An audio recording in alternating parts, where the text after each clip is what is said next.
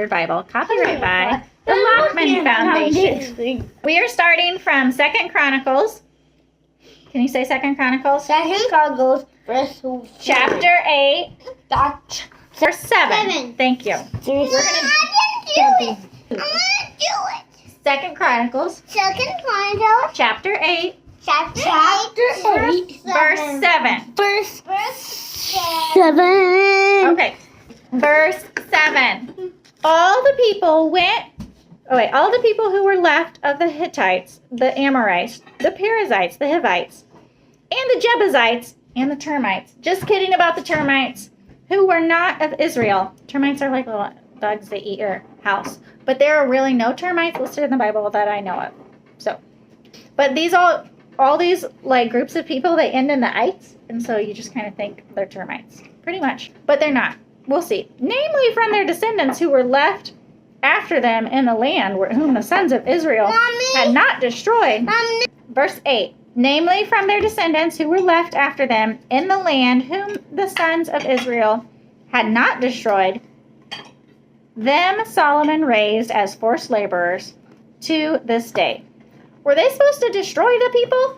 No. Well, I kind of think they were. And because they didn't, they just turned them into slaves instead. And then they faced some troubles from those people. Okay, verse 9. But Solomon did not make slaves for his work from the sons of Israel. They were men of war, his chief captains and commanders of his chariots and his horsemen.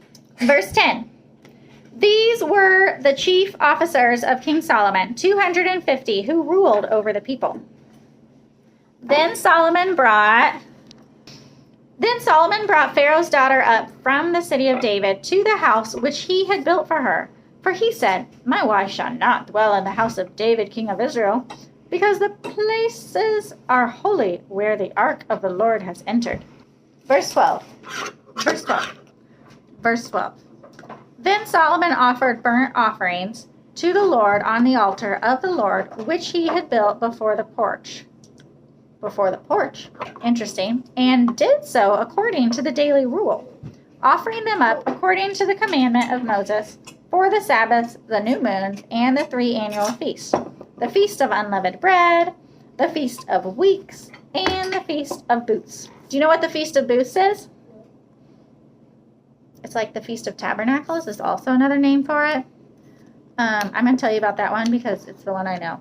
It's like when they pretended that they were slaves from Egypt, and they all lived in tents and things and just pretended to remember escaping the land of Egypt as slaves and living in the desert and stuff. So the Feast of Booths, when they would like build these little makeshift things that they would live in the desert for. Sounds like fun, right? Like camping for a week. Only, I think it was a little more makeshift than like a tent that you would buy at REI. Or a pop-up. I don't know. But The Chosen TV show has an example of it. And it was pretty cool.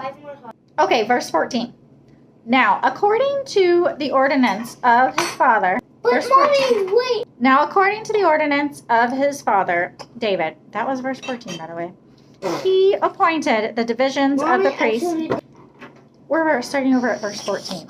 Now, according to the ordinance of his father David, he appointed the divisions of the priests for their service and the Levites for their duties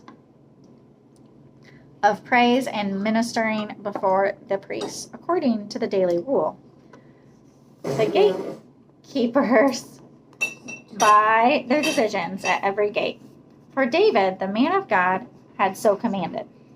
Verse 15. They did not depart from the commandment of the king to the priests and Levites in any manner or concerning the storehouses.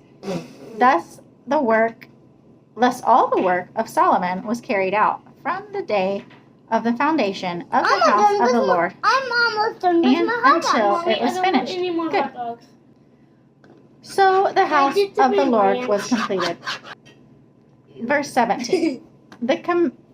Then Solomon went to Ezion-Geber and to Elath on the seashore in the land of Edom. And Huram, by his servants, sent him ships and servants who knew the sea. And they went with Solomon's servants to Ophir and took there 450 talents of gold and brought them to King Solomon. We're going to stop there because that almost seemed torturous.